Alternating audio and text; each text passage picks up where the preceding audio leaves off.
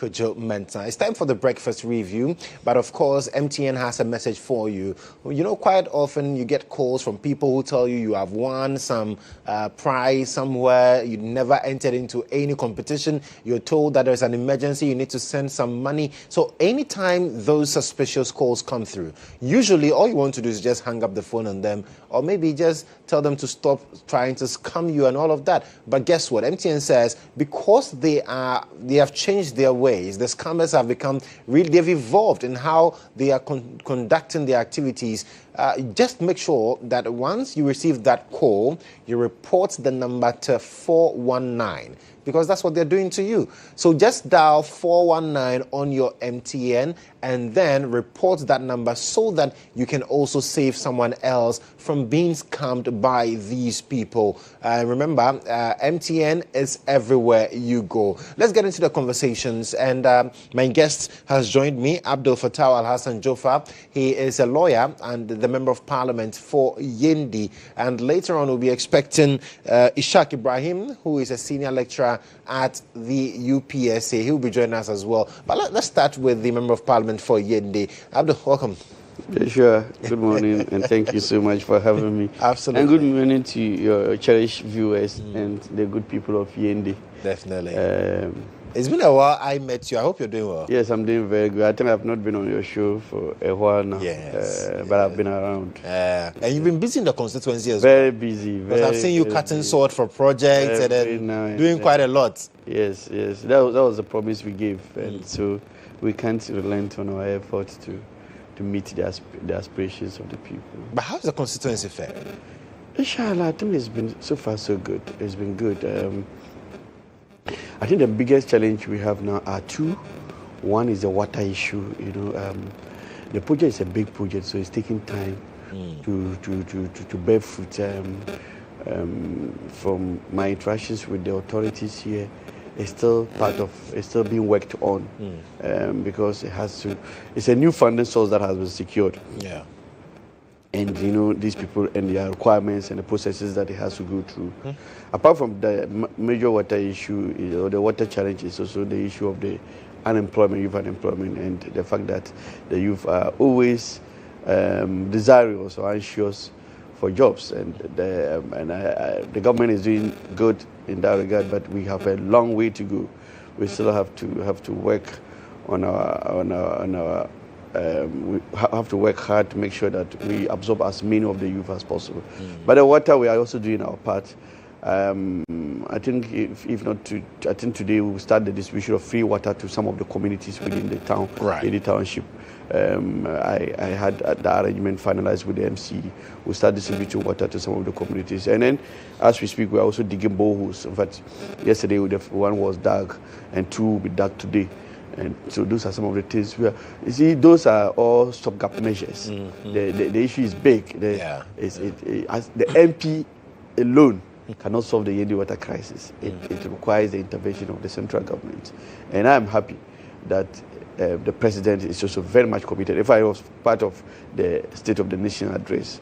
And so I'm just following up to make sure that it works out. If that works out, that will be a big plus, and it will be a big legacy that NDC is leaving for the good people of Yendi. It would really lift a lot of challenges on the people as we speak. Exactly. Especially, see, we are living in very difficult times. You have the Hamatan being at its peak at this moment, and you are also in the Ramadan month. And so Ramadan month, naturally people are weak by afternoon, and the sun will be scorching on them, and they still have to be looking for water. When the sun is high like that, water too is a necessity at that point in time. And so when people have to now trek for miles to fetch water, it becomes difficult. And so it's a difficult period, but we are doing our best. This borehole test, it cannot, because the communities are a lot. In fact, the villages alone, apart from Yendi Township, we have almost 300 villages. Wow. Yes, 300 villages. And the town, the communities, the various areas within town are all crying for water. And so what I've done is that we are doing a schedule. We would give it according to areas. And so today we can be supplying these 2 or 3 areas to give the water browser will go there and then serve the women, go to another area, serve the women, and all those things. But we are just scratching the surface with that measure. Yeah. But at least it's just to show that to just provide some relief for them. That is temporarily. It's a difficult period. It's a very difficult period, but we are on, and I want to believe that the bigger project will come. And I was more even excited when I heard the president even repeat it at this. But even before the president mentioned it, a week earlier we had there was this meeting by the Water and Sanitation Committee of Parliament. Okay. As key stakeholders were also part of that meeting, where we met with Ghana Water and the Community Water and Sanitation Agency. And I was happy when they did their presentation. But I looked at the big projects that they have planned or they are going to execute this year. And the Yendi Water project was part of the list. So it is a speed that is of concern now to us. But for the project coming to reality, that is not in doubt. It is the speed at which, because we want to make sure we quickly move the people out of the situation as best as we can. And we know the importance of water as well. Very, very necessary. It's a necessity currently that people would have to battle for. But before we even got to this session, earlier Ibrahim and I were talking about the community sentencing bill and the fact that, yes, its introduction in Parliament is something that a lot of people have been looking forward to. You are a lawyer yourself. Yeah. I'm sure it's some good news for you. A big relief. A big relief to our criminal jurisprudence. I think it's long in coming. It's long overdue. It should have been introduced long ago, because you see, one, we are crying that our prisons are choked. Yeah. 2, you and I know that the government is spending so much, bending backward to feed the inmates. You understand? And sometimes if you look at the offenses committed, they are very petty. We call them in law misdemeanors. Some of them don't warrant this custodial sentencing, but because our laws don't have provision for community sentencing regimes, we're always compelled to do what we call the custodial sentence. And so when the bill was, I'm yet to even get my copy. I'm sure today I'll get a copy of the bill. It's a bill we take seriously, and I would wish that we even pass it under certificate of urgency, because it's been long overdue. I remember when Godfrey Dami was there, he kept talking about, and I think at his vetting, and even before him, Gloria, where Akufu's vetting too came up, and she also mentioned it. I think they've all been talking about it. Yeah. But and I'm sure a lot of work would have been done under their term, but by and large, we're having it come to light. And it will bring a big relief both to the practitioners, the legal practitioners, and even the society as a whole, because sometimes we can benefit from this community. Because what do you benefit from sentencing people? And sometimes the person goes into the prison custody even as more like an innocent person, more like he comes out hardened because of the people he has gone there to meet. So it is not always the best. And you see, even now as we speak, we don't have distinction between those who are in custody by way of or as a result of remand. That is remand custody as against convicted custody. Yeah. You understand? Those who are in custody by way of conviction or as a result of conviction. When you go to prisons, you don't find a difference. So people who have really committed heinous crimes like murder and all those, rape, defilement, and they are in custody, they have gone through this and they are in custody. You go and see somebody who is just denied bail and maybe considered for bail in the next adjournment, but the two have to mix. For whatever reason, they have to mix, maybe if you like, for 1 month, for 2 months, for 3 months. You don't know what they would have shared as in terms of the interactions they would have had. And so this person who is on remand comes out the next day, and he ends up even becoming worse than he went in. And so I think this is louder. And one call is for us, even in the midst of that, if we are remanding somebody, let's not mix them with those who have been convicted. Let's have space for those who have just been remanded, because for them it's just because, and you know the factors the judges consider in granting bail. It's not because maybe some of those factors don't seem to be satisfying the judge, and so he or she feels the person should still be kept there for 1 week, 2 weeks, 1 month, 2 months, 3 months, that is not enough for you to want to mingle him with somebody who is a hardened criminal who has gone through trial and has been convicted. Those two, when you mix them, you end up. And then related to that is our juvenile justice system. Yeah. I think it's almost also dead. The infrastructure to house the juvenile. The juvenile are people we should protect so well because they are very young and they are yet to actually experience life. And you don't want them to start experiencing life from the four walls of the prison and to start learning the rudiments of life from criminals, those who have been convicted. And so let's also be mindful of where we keep our juveniles who have been incarcerated. Let's keep them away from those who have gone through the trial and have been convicted, so that they don't end up polluting these people before they get to actually experience real life. Otherwise, we'll be setting bad pace. So I commend the government again for finally laying this bill before Parliament. And as for me, if you ask me, it is my suggestion that it be taken under certificate of urgency because it is badly needed and it's long overdue. Yeah, because I mean that conversation we have had time and again on this show, on other platforms, that listen, someone goes to say steal a bunch of bananas. Next thing you know, because the person is unable to pay a fine, the person is sentenced to custodial to custody. To custody, and then the next thing you know, the person, like you said, those who are convicted on heinous crimes rub off on these people. So someone steals banana because of maybe hunger or something, goes and comes back, and now the person is a hardened criminal. Yeah, you can do anything now. And the reason people have alluded is that, listen, we don't have the infrastructure. We don't have the infrastructure to deal with community sentencing, and so it makes it a lot difficult. Really? No, for like the community sentencing. So it makes it difficult, and that's why we are always resorting to custodial sentencing. Is that really the No, case? if you say community sentencing, what do they mean by infrastructure? I don't get it. Maybe you can explain to me. Because community sentencing doesn't require infrastructure. It is rather a relief on the government. Because, for instance, instead of the person being kept in custody for 3 months, 1 year, 3 years, you are saying that the person will serve maybe the community by way of cleaning gutters, by way of maybe going to nutritional farms. You understand?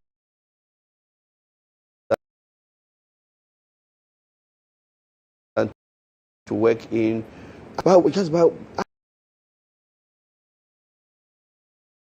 this one is even much better because this one, if you give the person the target and the person meets it in record time, the person goes away.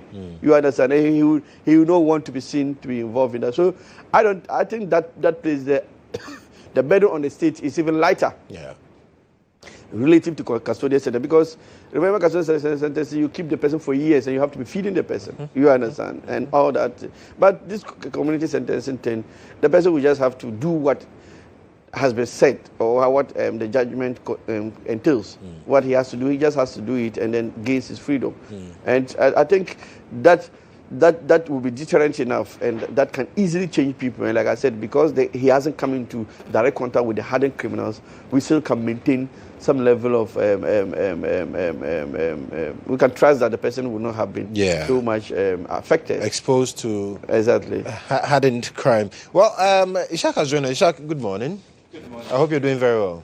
I'm doing quite good, thank you. Absolutely.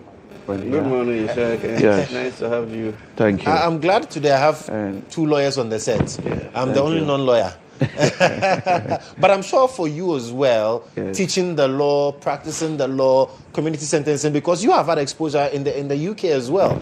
And knowing that we are introducing this bill and paying critical attention to it. Now, he mentions that left to him alone, it should be even passed under a certificate of urgency. Okay. Why? You see, that's their usual practice. They want to pass everything on the certificate. I caught the conversation. I mean, everything cannot be done through that way. Okay. I caught the conversation a bit. I think if by sentencing people to prison, where they should have been given less sentence, and if they happen to meet hardened criminals, then their situation get worse in a sense that they may re-offend. That means that our whole prison system have a problem.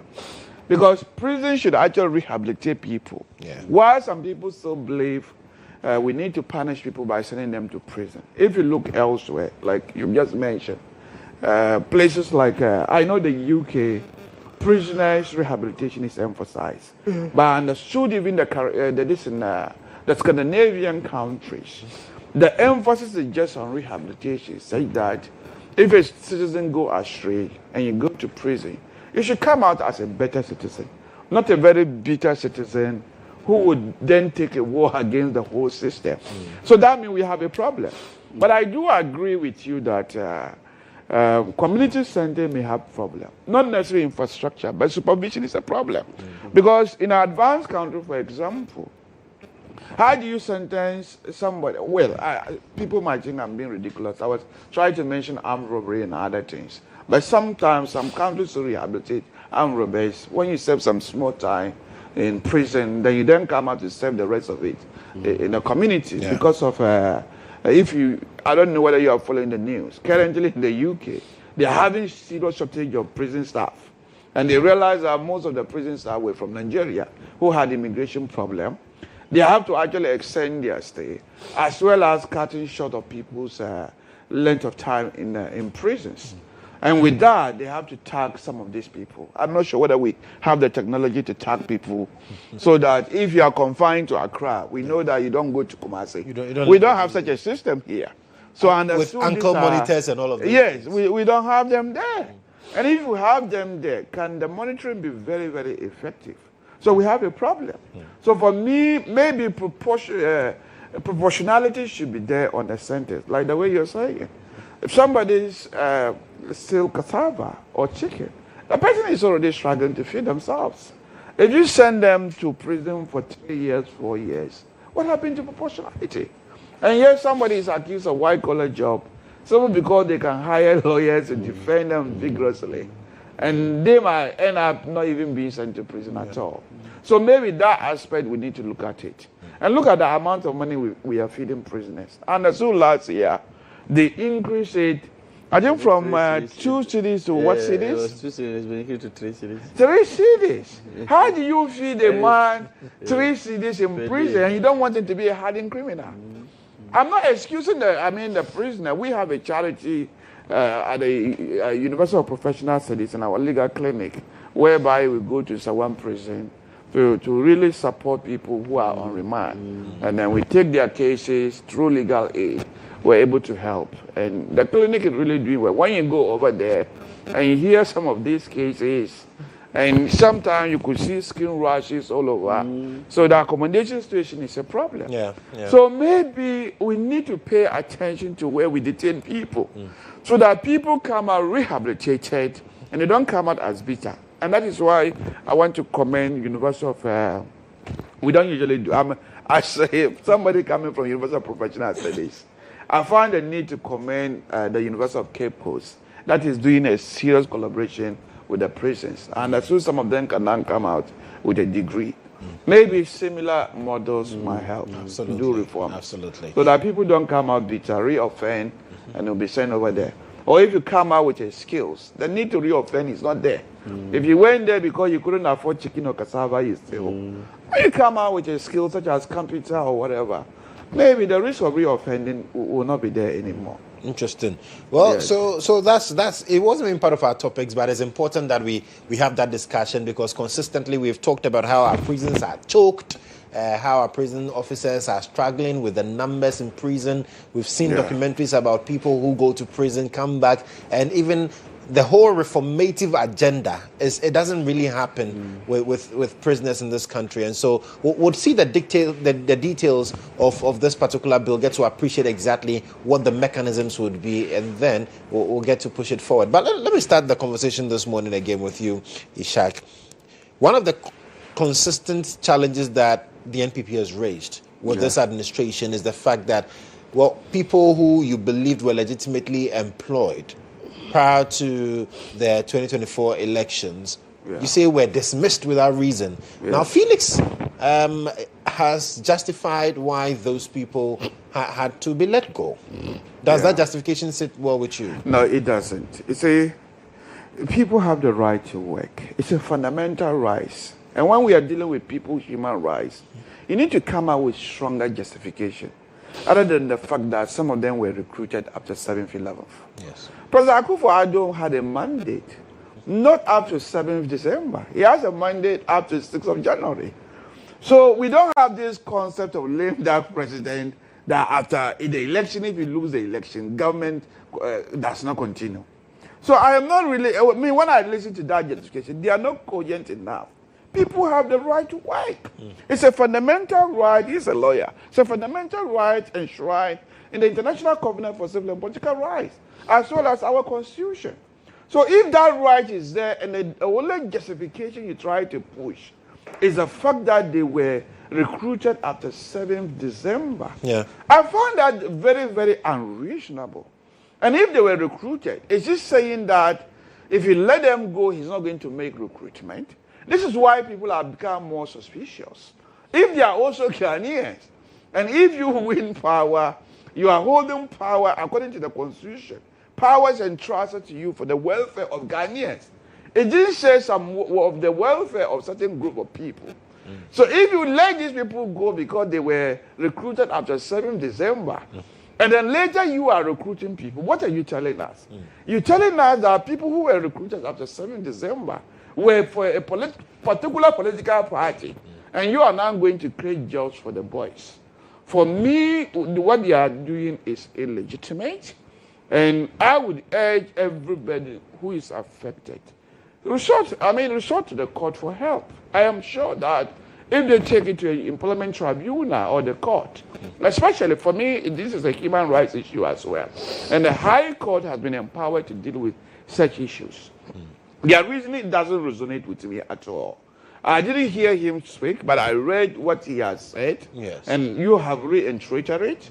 So I think they are just, they were dismissed merely because they forcefully associate those people with the MPP.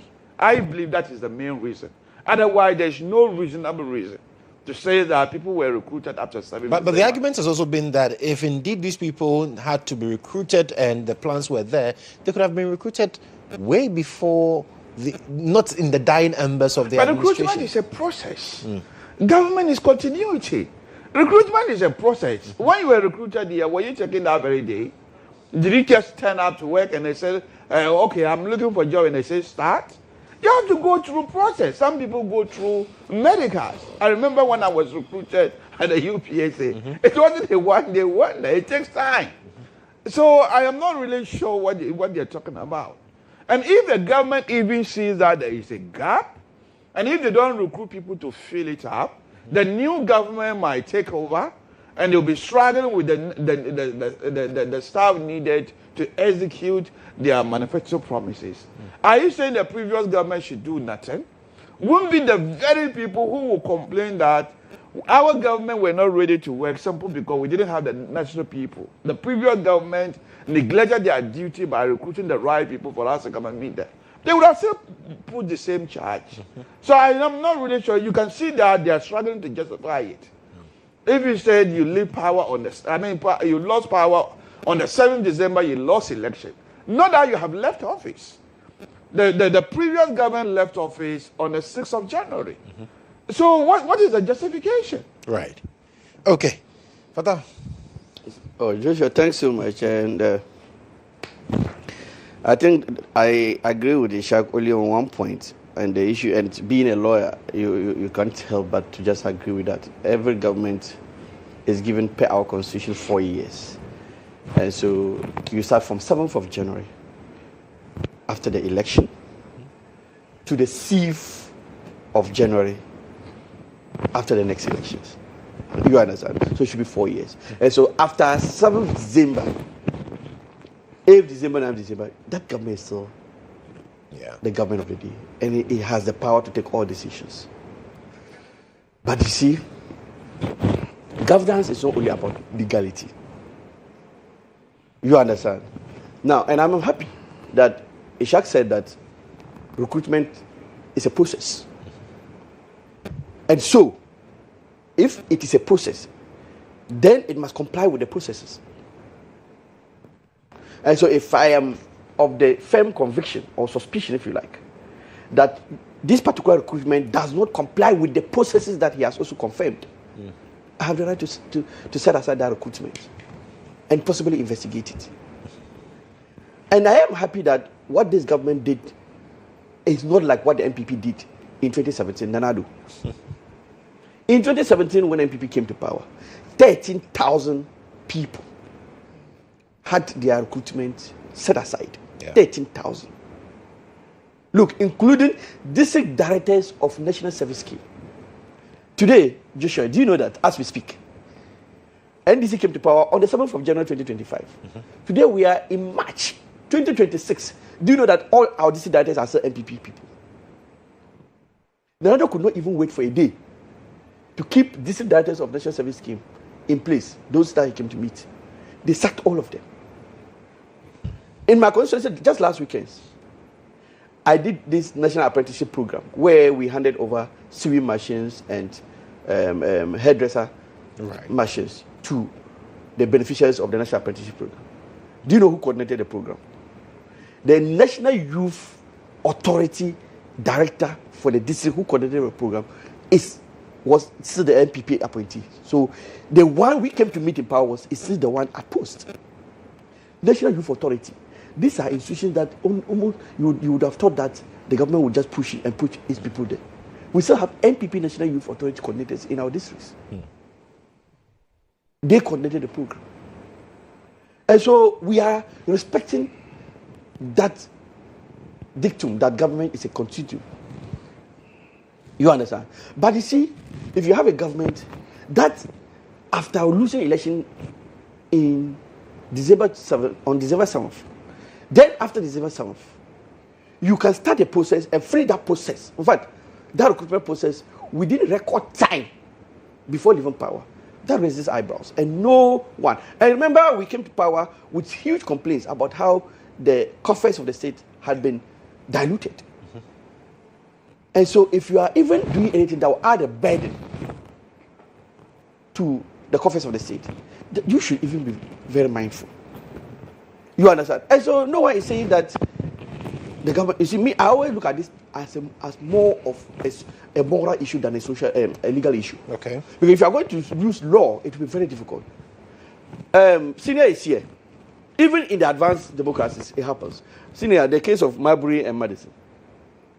In the US, where we talk about the last the midnight judges, there was a case like that in the US. After having been voted out of power and before leaving office, recruitments were made, even to the extent of the level of Superior Court justices. And the matter was taken to court. And so, if you are going to use legality, it becomes a bit difficult because the government still has the power. But you see, the government should be morally upright in some of these things. And I am happy that unlike what we came to meet or what we had in 2017, we don't have the same situation today. 2017, when the 13,000 Ghanaians recruitment were set aside, do you know that not a committee was formed to look into that? No recommendation was made, and none of them was called back. Today, at least we have moved forward. We have made some progress. 2,000 plus people had their recruitment set aside. A committee was set up to look into it. At the end of the committee, Joshua, do you know that 1,500 have been cleared and they have been reinstated? Yeah. 1,500 out of 2,000. So currently it's only 541 whose recruitment were found to be irregular. You understand? And so you can see that this is not a government that wants to be vindictive or that wants to just play politics. Otherwise, we could have also said that, just like you did, MPP did in 2017, where after throwing out the 13,000 people, they never minded them. They never formed a committee to look into the regularity or otherwise of it. They just said go, and they went. Today, at least we are in a reset period where we are not saying that you should just go. We want to look into it. Where your recruitment is in compliance with due process. If your recruitment is found to be in compliance with due process, like Ishak himself has said, that is a process. Yeah. So if it's in compliance with the due process, so be it. 1,500 plus. And then about 338, their recruitment did not comply with the due process. But still, the government found space to validate them because they are persons with disability. So if you can't comment a government of this nature, then who else can you comment? And so we have moved away from where MPP left us. You understand? And we are not saying we have perfected the system, but we have made some progress. Next time we are raising issues about this, let's not just brush the people or set the people aside, that recruitment aside, and then don't mind them. Let's come back and investigate where the processes. Sometimes you see what happens is that sometimes I don't blame them. Sometimes you see the processes would have started long ago, but you see because it has budget implications, the government would want to wait till such time that burden will be passed on to the next administration. So they would have even done the processes maybe somewhere up to June of the election year. But the people will be waiting for appointments. But because government says that if I appoint them, I won't be able to shoulder the burden. So let me wait. If I win the election, so look, and sometimes chances are if the same government wins the election, they won't even mind the people. They'll wait. Until that time that they have the financial muscle to accommodate them. But when they lose the elections, then they feel, oh, it's no more my burden. We have started the process. The process ended June, so 6 months back. So the due process has been followed. Let's recruit them. But even with that, even though you have followed the due process, to me, morally, you can even sit with. And you see, if you listen to Felix, Felix added that when that recruitment was set aside, a letter was sent to the office of the former president to get a team to sit with the new administration to iron out those issues, and they never honored that invitation. So the committee was supposed to meet the office of the former president, his team, so that they understand some of these things and see how they can resolve the issues. Throughout the work of the committee, they extended courtesies to the office of, and they never bothered. So you see, if you meant well for those people you recruited, you would have been around to defend them. Because no one else can explain their situation to the system or the new committee than you who did the recruitment. Right. And so the committee now had to invite the institutions one after the other to explain the processes, walk them through all the processes. And in the end, they found that out of 2,500 had their recruitment tainted. And they are the only people who have been affected. You understand? So I don't see where we are in this. Okay. Well, Ishak. Yes. You've listened to? Yes, I've listened to him rather sadly. He tried to use their buzzword research, and it actually looked like equalization instead of it being research. Because if you make reference to the point that when Akufo-Addo took over, 13 people were let off. 13,000. 13,000 people were sent home. And you campaign on research. You have a mantra of 24 hours economy. And you marketed it to Ghanaians that 3 shifts per day were going to be guaranteed. And yet, such a party cannot absorb 500 people. Even when the recruitment is irregular. No, let's assume the recruitment is irregular. Yeah. The common currency is, do they have the competence to do the job they were recruited So for? if they are found not to have. What is irregularity? So if they are found not to have. If you are competent, let's even assume it is irregular. And they have the skill and the competency to do the work. Who told you they have? And you need the people to work. Then cite incompetency. That's not what you are citing. You are citing irregularity. So if you cite irregularity, the presumption is that they are competent. You haven't cited it. No, okay. If you haven't cited something, how do you rely on that? I mean, you should know that. But Council, if the process is irregular, then you don't have to bother about getting to know whether they are competent or not. Look, ask him, how many times has he gone to court and his application is irregular? And then the court will say that if the substantive issues are correct, you don't use irregularities to kill off the application. Don't we do that? We have discretionary powers. Even in court, if you bring a file and somebody writes at stake, and the procedure, you miss a date, you miss one particular form you haven't added, are you saying that they throw everything away? No, the court doesn't do that. You want me to come in? You want me to address that? You have the court have a discretion to cure the irregularity. And do they always? If the substantive issues can be adjudicated. So likewise, if let's assume, I'm not even saying it's irregular because I believe those people should still go to court. At the end of the day, it is not what they call it, the office of the president that has the final say in our system. In our system, the court should have a final say. And I believe those people should resort to the court to get those things redressed. Because their main issue, from what I have read so far, is the fact that those people were recruited after 7th December. Yes. For me, that's what I saw. But then, even though they're recruited after 7th December, Yeah. 1,500 have still been cleared and maintained. And they say the 541 that have not been cleared is because there are challenges with the processes through which they were employed. It doesn't matter. They were all treated with the same brush from the very beginning. What was the need to rush to punish all those people? So the 1,500, are they going to address those, how they were affected? For me, the 500 people, I still believe that they are guilty by them falsely associating them with the MPP. And I believe they should still approach the court for redress. The court will have the final say, not the office of the president. So for me, what they are citing, I don't buy it. Okay.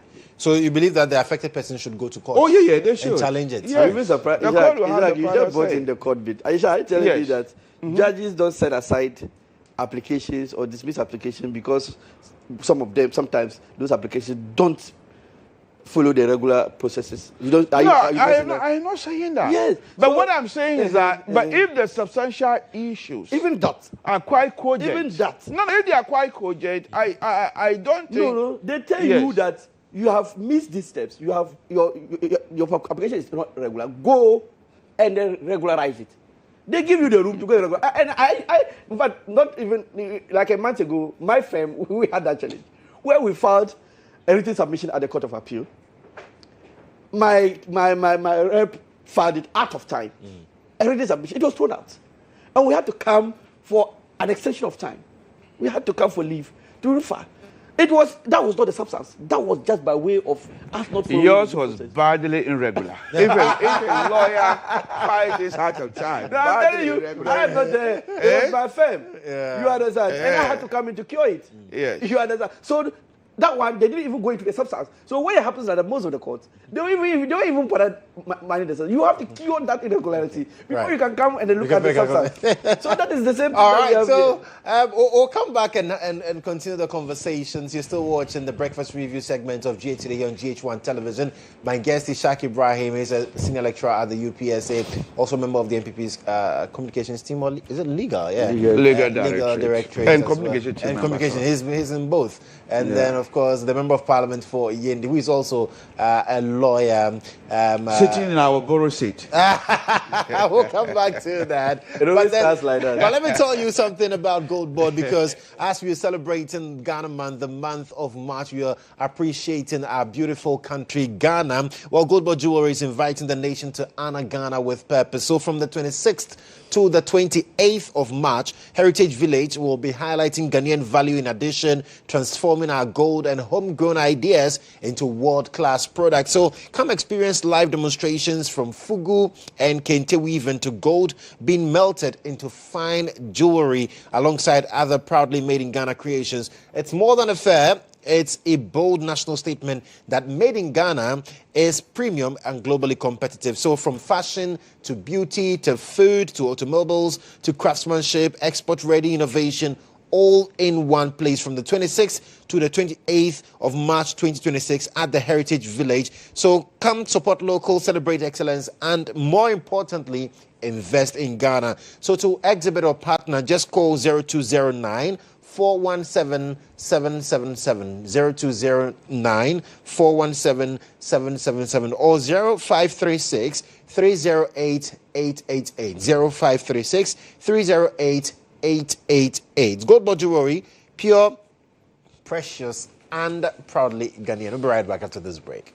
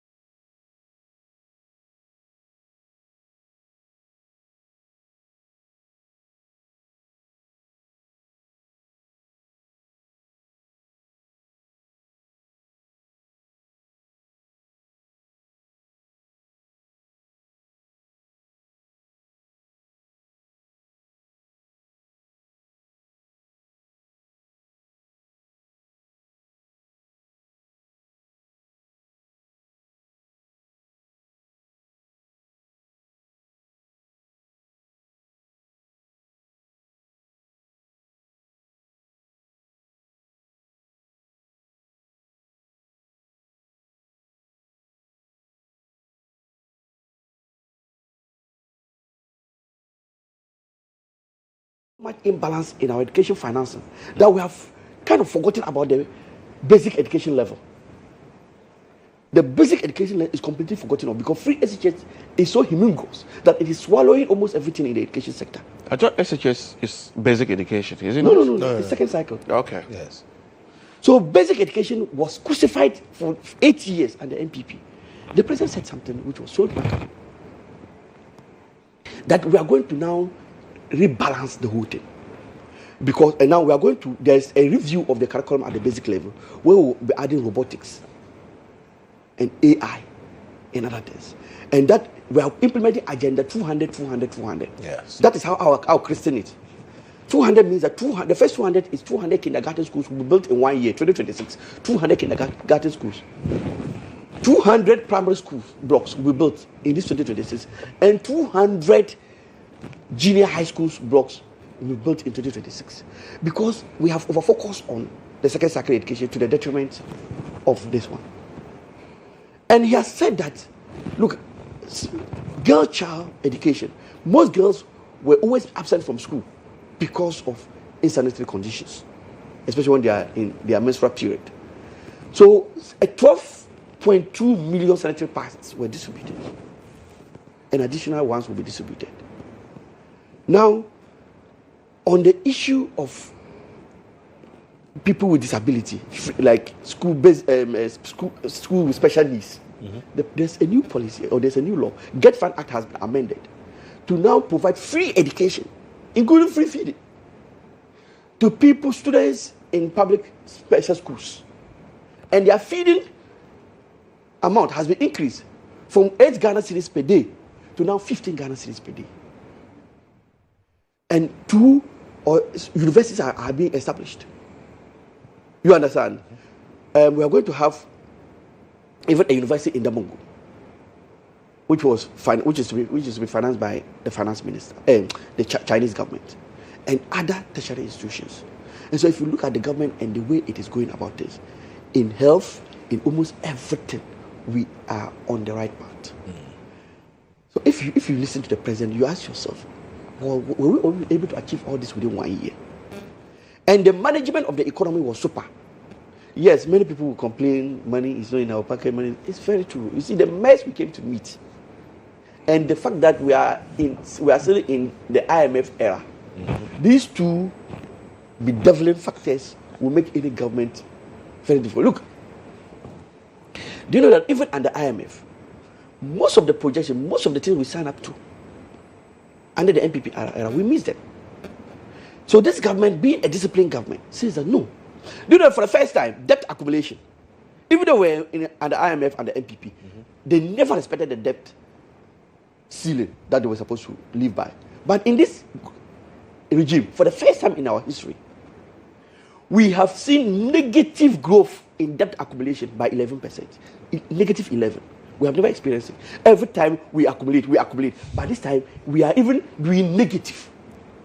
And the economic growth, in fact, when we did the projection, when the finance minister gave the projected GDP growth of 3.7 at the time he was presenting the budget, you know what they were saying? 2025 budget. They said, oh, we left them with a growth of 5.7.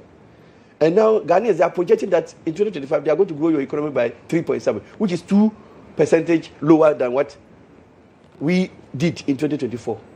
But you see, I listened to the finance minister in one interview, and he said that for him, he would rather under-promise and over-deliver than over-promise and under-deliver. And true to his word, by the end of 2025, even though the projection was to grow the economy by 3.7%, he ended up doing 6.8%. Under-promise, over-deliver. Counter to what we have seen in NPP. Right. You understand? So in every sector of the economy, look, so much progress has been done. In the health sector, the Mama Cares has been launched. And now we have seen, look, now the issue of service providers of National Health Insurance Scheme not getting their money. In fact, for the past 1 year, no one heard about it. We've not seen some service providers protesting that they have not received their money. We've not seen school feeding caterers picketing at ministries and departments to demand payment. We have not seen that. No, people are not asking these questions. And we have not seen schools showing that the poor quality of food they are being served. You don't see that. These are things that have been addressed, and these are things that matter to the people. Look, in my constituency, for instance, I have never seen in my life a municipal or district assembly, any assembly, getting the level of resources they are getting today. Look, almost every time, projects are going on. New projects, new sorts are being cut for new projects. And this is because this government has seen that development must go to the grassroots. And let me tell you, if the money comes to the assembly, and the assembly has the power to also award contracts to the people, is it not a way of putting money in the pockets of the people? I can tell you that all the projects that came to my assembly, came to the assembly, and that the assembly is doing, it is our local people. There's no single contractor from outside Yendi who is doing any of those projects. And so if you sit here and tell me that the government is not putting money in the pockets of the people, it is not the way they did it. We will not do it the way they did it. Where we centralize everything. The district assemblies, even though they saw on paper that they were entitled to this, say 1 million Ghana cedis, what will come to them at the end of the year would have been 200,000 Ghana cedis. 800,000 cedis will be locked up in Accra here. And you will see what they will do with it. They will create all manner of amorphous institutions. And one village, one dam secretariat. And the money will be concentrated here. But to me, I can say with confidence that if you look at the chief compound we are building 2 chief compounds. The classroom blocks, we are building 2 classrooms within 1 year. That's last year. We've done 2 kindergarten blocks. All these projects are being done by local contractors, people we have been with in my constituency. And so the money is being given to people in the constituency. And if this is not the way to empower the local people, right, I don't know what else is the way. Right. Okay, Ishak. It's quite interesting. I saw you were taking glances at him at certain points. He was admiring. It's quite interesting to listen to this whole propaganda. You see, I think what you've just said, your introduction of this topic is quite interesting, because they said the sweetness of the pudding is in the eating, not the fact that somebody's telling you it's sweet. So you can give her all the statistics you want. At the end of the day, how the ordinary Ghanaian feel is the ultimate measure of your success. And as to whether the economy is doing well according to the books, yes, we knew it was going to do well. Somewhere in October 2024, when the then Finance Minister, Mohamed Amin Anta, had the opportunity to speak to the people of Ghana, he said the worst is over. 2025 was going to be a record year of growth and progress. And that is how life had been. If you are treating a patient and you have been given medication and you apply the best medication, the prognosis can only get better. Otherwise, the patient dies. This is ordinary standards. A doctor will tell you, if you apply medicine, and much of the medicine was applied, that was why there were those cards and some of the unpopular measures that we have taken. Because if we hadn't taken them, the patient would have died. So if you apply medicine and the doctor says back, such as what Dr. Mohamed Amin Anta did, to say that the prognosis is good, we expect it that way, don't we? This was why you explained why, before you took over, the inflation rate had moved from 52% to 27%. This is a record jump. So that tells you, any fair-minded person, that if this is a jump, the trend is going to continue. So what you have recorded doesn't surprise anybody, because unless he's a soothsayer, he was able to predict that. So you maintain that this is as a result of what the NPP did, and not necessarily because this government has done anything new? Well, the government have had some lucky break, but let me explain something. Okay. Let me explain something. Break it down for me. me. Knew we were expecting it. So, but as we said, at the end of the day, how people feel. He has made some comments. I don't believe it. Look, while the price of maize in the northern part of the country is 200, if you listen to the preaching, the Ramadan preaching of some of the imams, it tells you standard of living hasn't changed. The fact that bag of maize is 200 does not actually reflect on the actual products that they got from the maize. Tozafi, Kinke, and all those produce, they still buy them at the same prices or higher. in the market. When you go to the food vendors, it hasn't changed. In your house. It hasn't changed. You prepare the tools in Look, your house. So the fact is that those things haven't changed. In fact, I am a practical example. I'm worse off as I sit down. I sit here, I am worse off. Yes. The amount of money I used to pay for electricity, because of the increment of tariffs, the 200, the 100 I used to use for a week have now been tripled. I'm paying almost 300. They themselves have recognized that fact. This is why they are pretending and claiming they are going to investigate why people prepaid finish very quickly. Because you have, among other things, you have increased the tariffs. Don't pretend as if something has gone wrong in the system. You have contributed to whatever is going wrong in the system. And then he made reference to education. I'm quite happy that he said he's part of the education committee. If he's a fair-minded person, he would have credited the NPP. Aside just saying that the concept of free SHS is good, you would have credited them with the resources that was pushed over there to ensure it. Look, when you start a new intervention, you can't get it correct. Even the advanced country, new interventions, they have struggled to implement them. When Britain implemented the universal credit system, at the beginning, it wasn't right. You ran it for 8 years. Don't talk about But new government even coming, knowing that this is a good concept, of which you are recognizing that the concept of free SHS is good. Maybe you would have reinforced it with more investment. And for the junior high school, even the NPP government recognized at that time that this was a phenomenon, that there was a need to reinforce that particular side. So if you look at our previous manifesto, we're talking about extending the feeding to junior high schools as well. So for you, your solution is that because more funding is going to senior high school, the best way you can approach it, a concept that you recognize is good, is to crush it and spread it over.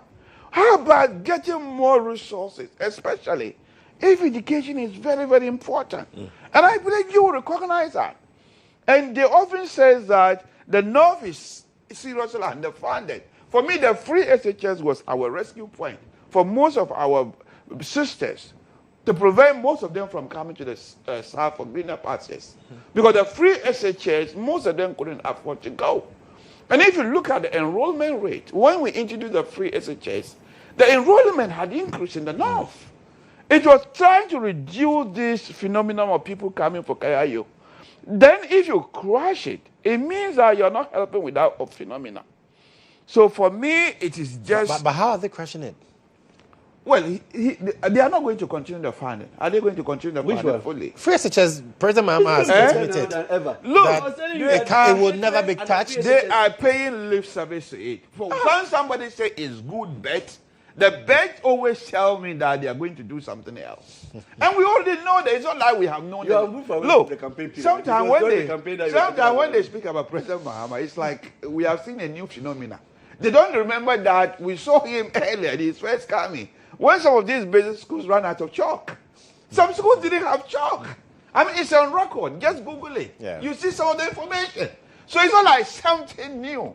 And I've always said that 1 year is too early to appraise anyone. It's just that sometimes when they get the low-hanging fruit, they come out wailing and say the rest of us should join them. Am I crazy to join them now? So 2 years, 3 years into your governance, the Ghanaian would have the opportunity to really assess you. And so far, what we are seeing is there are no good signs. The cocoa farmers will tell you that what they have experienced so far, it doesn't look like the picture you are painting. We are really going to get it. Me, I am praying and hoping that you succeed. At the end of the day, the NPP wants power to improve the welfare of the average Ghanaians. But the steps you have taken so far doesn't give me that particular hope. I wish I could agree with you, but it doesn't. So I am not the one saying it. You have picked experts saying that. That's why inflation rate in the books is good. But in reality, people are not really feeling it. Are you feeling it? Are you better off since they took over power? In which way?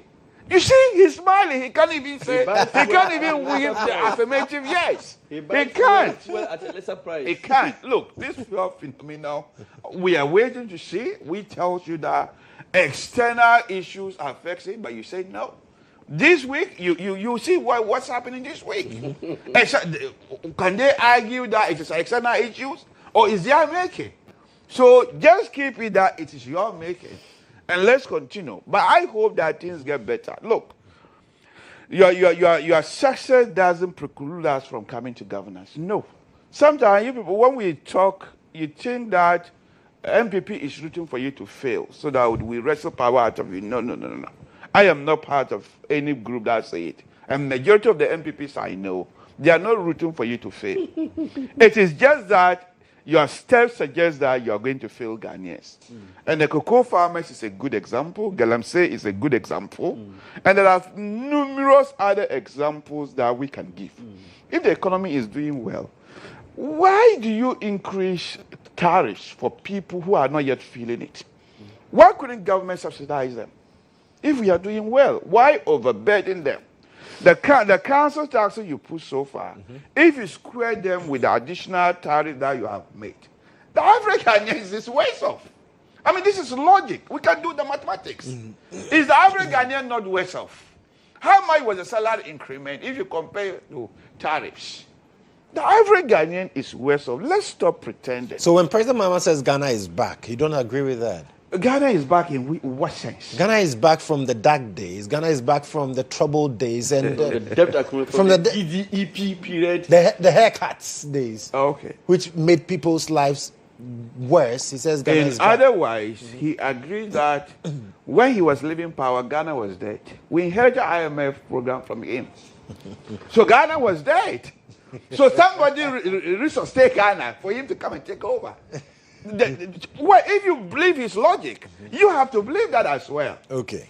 That means Ghana was dead when he was leaving. When he left, what happened when he left? He left an IMF program, a struggling economy, that NPP came to resuscitate. Does he agree to that? If he cannot reject that and want us to believe this particular sense. For me, the economy is beginning to do well. And we knew it was going to do well. As I said, the then finance minister had already predicted that things were going to go well. I mean, you don't have to take my word for it. Just Google it, you will see it. Dr. Mohammed Amin Anta said it. So we knew it was going to do well. For me, the ultimate measure is how are we feeling? And right now, the way we feel, I feel worse off. I don't know about you. I'm quite sure you feel worse off. Otherwise, you would have disagreed very quickly.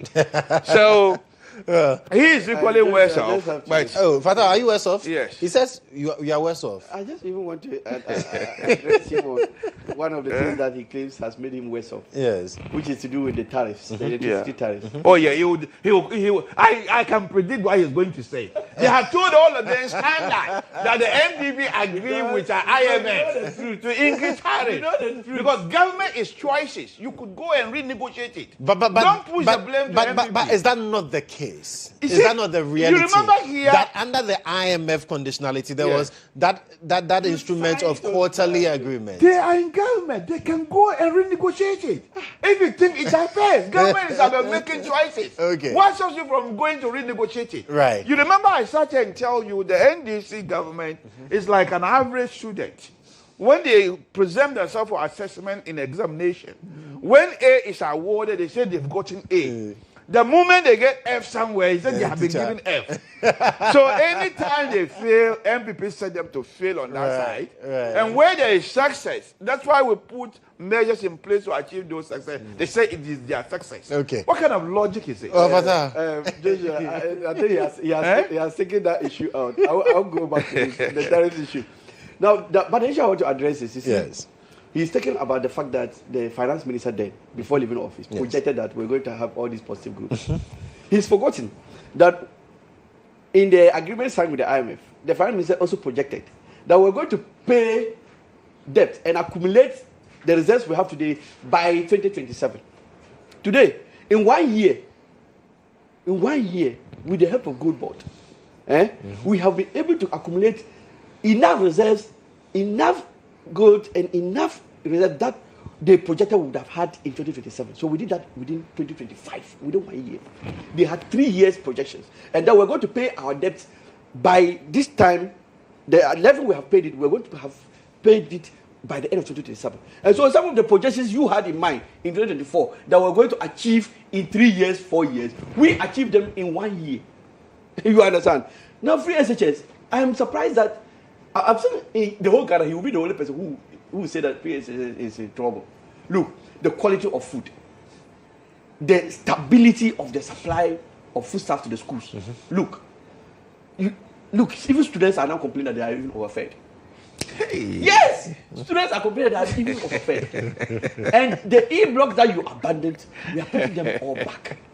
You understand? And so free SHS, and like, you know, when we were going into the 2024, it was one of the propaganda they were making that we were going to cancel free SHS. We promised Ghanaians that we were going to make it better. And there's no doubt that we have made school feeding better. Whose school is complaining of overfeeding? Whose school in Ghana? You know, Jay made some remarkable statement which I want to leave him with. Right. He said that the city is strong today because we have decided to strengthen the city and not to arrest the dollar. So I am happy that he spoke about choices. They made a choice that the only way they could save the economy was to arrest the dollar. And so they put all their effort in arresting the dollar. As to whether they were successful or not, the Ghanaian people are the best judges. But we have made a choice that we will not arrest the dollar because we are not in control of the dollar. The dollar is someone's currency. Leave it. You don't have control over something that is not your own. Go after the one you have. Strengthen it. And so next time they come, they should be learning some of these things. That you can't control what is not in your hands. Okay. Example of the overfeeding schools. You want to know the schools where the students are complaining that they are being overfed. Quite interesting. Well, so I mean, 2 days ago, Tuesday, we went to Ayawasu East. Yes. Baba Jamal emerged victorious. Yes. Turnout was remarkably low, even though we know that with by-elections we do not record the numbers. And we are told that, well, Ramadan could have also been a factor that affected turnout, among others. In fact, we had both the MPP and NDC on the grounds alluding to that effect that, well, the month itself would also be a factor. People were not coming out. Baba Jamal won with over 10,000 votes, and the MPP, Baba Ali, garnered about 4,000 votes, a little about that. Yeah. No, Shaq. Okay, so I remember when this by-election process started and when Baba Jamal came, there was allegations of vote buying. And the President Mahama has made certain utterances. Yeah. And they said this was a mark of good leadership. That he was prepared to root out corruption in the electoral processes. This is a good measure. This is a good measure. I remember meeting some of his colleagues. Hamza is one good communicator of them, Hamza Yendi, who countered it and was throwing it on my face. And my question is, what has come of it? What is the outcome of it? If it was in the mature democracy that we aspire to be, such as the Britain and America, Canada, would Baba Jamal be a parliamentarian today? Because from that very act, his hands were tainted. From that very, very, very act, his hands was tainted. So those who are rejoicing that President Mahama somebody has declared crusade against corruption in election, let them forever remain quiet. He has done nothing in that regard. In fact, they have come to embrace him as a party. They have campaigned for him. So while blaming Ramadan for being responsible for low turnout, why can't we blame Baba Jamal and NDC corruption for people not turn up? Why do you think people would not turn up because of that? So are you saying the average Ghanaian is wrong moral to say that I am not going to take part of this process of somebody who openly give out televisions to gain power? Shouldn't that rather be a motivation to come and vote against him? No. They will just say that they will corrupt the system. Right. They were there. Even they openly, somebody, they said President Mahama was doing something. Their party chairman was openly in an open this in a car, campaigning and canvassing for them. Is this really a party that is so called they have declared crusade against corruption? Were they not endorsing corruption? Objectively, you observe it. Were they endorsing corruption or they were really against corruption? Right. And look at the turnout. And as soon as I think the electoral record is about 49,000 or 47,000. And if you are winning 10,000 of it, where's the mandate to rule? I mean, where's the mandate to represent the people? There's none. I think 17,000 people turn out to vote. And you get 10,000 out of 49,000. Who are you representing? So when we say representative democracy, is this that kind of thing? So maybe such things like that, we need to have something like I'm not sure whether quorum will be the right word to use. The minimum number of people who must vote before you can actually be declared a winner.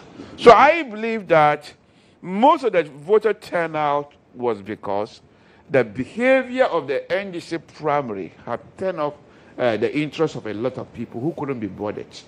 And maybe some of the people, because we know it's usually their constituency. Yes. I'm sure that, I think, it wasn't the place, what is Kofi Wayo, is it the former Kofi Wayo constituency? Yes. You see? Yes. Well, so, he was the closest.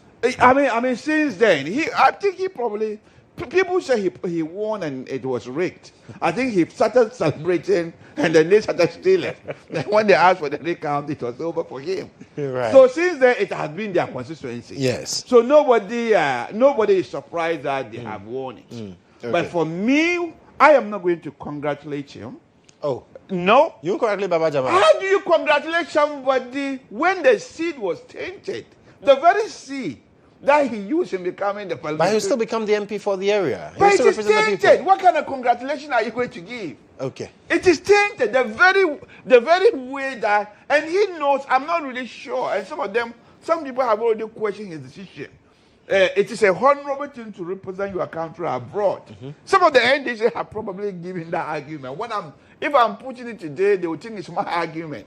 I'm just recycling their own argument. It's a honorable thing to represent your country, for a country such as Nigeria to represent us over there. And if you saw the need to quit, what is really in parliament that these people really want to get in? One wonders. If you are represented, look at how massive Nigeria is. Almost 5,000, almost 5 times or 6 times the size of Ghana. That is a bigger constituency to represent her, isn't it? He left that representation to come to a much smaller place. But you've also been in the UK, but you, at the point wanted to represent Walewale. Yes, but I wasn't representing Ghana in the UK. You have lost the argument. If you're asking to represent Ghana in the UK, We're asking what I thought you were looking for in Parliament. Right. That's a different thing. Right. Coming home is always home. I wasn't representing Ghana. So that tells me there is something over there. Right. And where did he get the resources? Look at the number of delegates they have there displayed.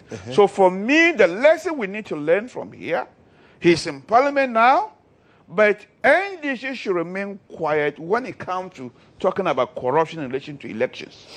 Because you claim President Mahama action then was a clear demonstration that he has come out against corruption. But the outcome tells me something else. Right. That even his own party, unless of course you say that President Mahama is not corrupt, but the rest of your party is corrupt because the whole party machinery endorse him. Okay. And I'm very sure that very soon you get the opportunity to be shaking hand with the president. All right. Let me give the final word to Fatah on this one. Yes, sure. He says he will not congratulate Baba Jamal.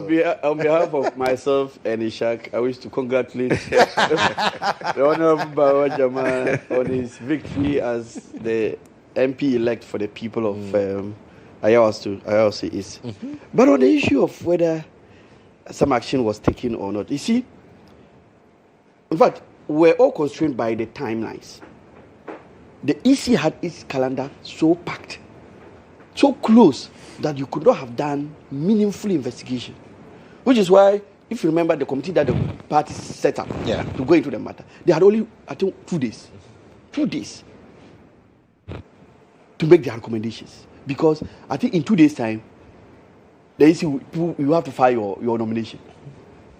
And the president, even in that window, was able to act decisively. He dismissed him even on the basis of allegations. This was not a substantiated case. This was just allegation. But he dismissed him. He suspended him as the ambassador to Nigeria, the High Commissioner to Nigeria. That was a bold step taken. That even by the mere allegation, because when Baba Jamal was even interviewed, he said he knew nothing about it. Yes, you and I, we can talk about it in another forum. But to the extent that even the president had not even established conclusively that indeed Baba Jamal was the one who was doing this distribution. And to that extent, that he even went ahead, even on the basis of that suspicion, to dismiss him as the High Commissioner to Nigeria, it should tell you what the president really means. And you know what? Look at the way the by-election went. Unlike the other by-elections we've seen under MPP. And one of their vice chairpersons, Masahudu, was there campaigning, telling the people of Ayawasu is that you look at a by-election is happening and you don't see the government doing your roads. You don't see the government fixing your issues, building things. And he thought he was rather making sense. You are even making them see you as somebody who is very pedestrian. Because you see, we want to move away from the situation where people use by-elections to throw dust in the eyes of the people that they mean well for the people, they are developing the people. And you saw that MPP did not do that this time round. We did not go in with government machinery.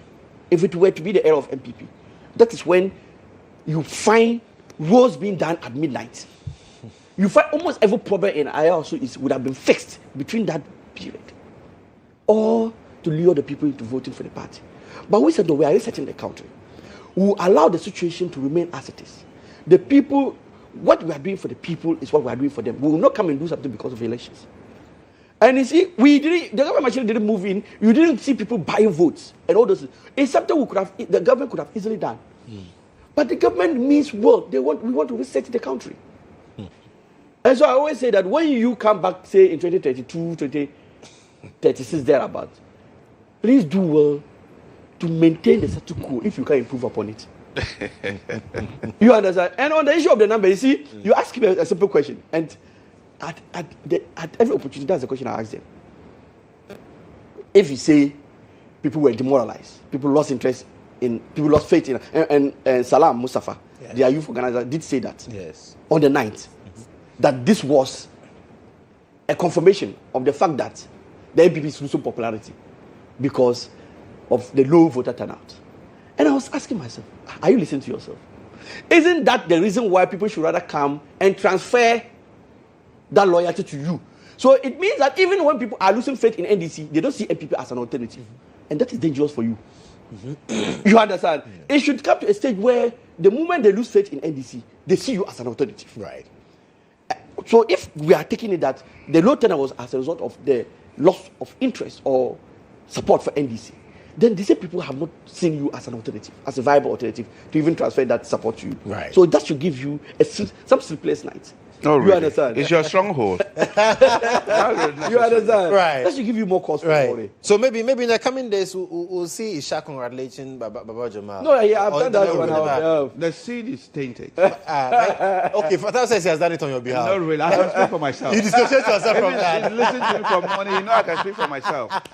Well, gentlemen, thank you so much for coming. Abdul Fattah Al-Hassan Jofa is Member of Parliament for Yendi. He's also a lawyer. And, of course, Ishaq Ibrahim, he's a senior lecturer at UPSA and also a member of the NPP's Communications and Legal Directorate as well. Gentlemen, thank you so much for coming. And we'll take a breather. We'll return with more interviews on the show. Stay with us.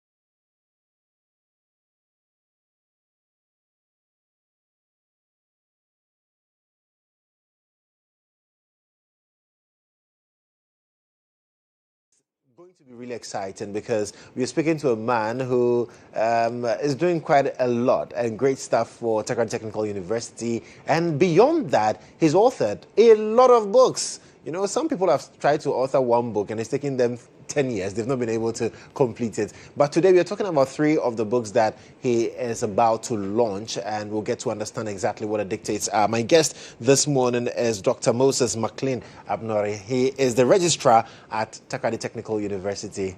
Doc, welcome. Thank you. Interested. It's exciting to have you here this morning. Sure. And of course, as registrar, you're a big man at Takoradi. I'm hanging in there. Hey. There are bigger men. Because I'm wondering, as registrar, you have a lot to handle, Sure. but you still make time to write. What really inspires that? It's all about time management and setting your goals right. We have 24 hours. You can decide to sleep 8 hours, 10 hours. Some of us, we make sure we do the minimum that will keep the health going. But all this has come not by my might or my intelligence, but by the grace of God. Absolutely. There is a dependable God who would never forsake us. Sure. Very, very important aspect of human living. But tell us about the books that we are going to see launched really, really soon. Thank you very much. These 3 books has some kind of linkages to previous works. Okay.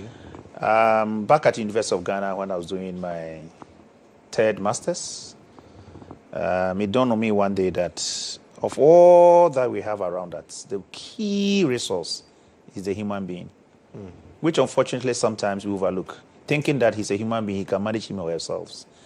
Then dovetail to that has to do with how we manage our relationships. Look, Jesus Christ is Jesus Christ. We all know, I don't need to belabor the point, but if you go to John 11:35, there was a time Jesus wept. Yeah. Why did he weep? Because he had become to the flesh of the human and saw Martha and Mary and the rest wailing. So it touched him. So my brother, this conversation we are having, it depends on how we relate. We can have a very fine output or otherwise. Go to our organizations, what happens?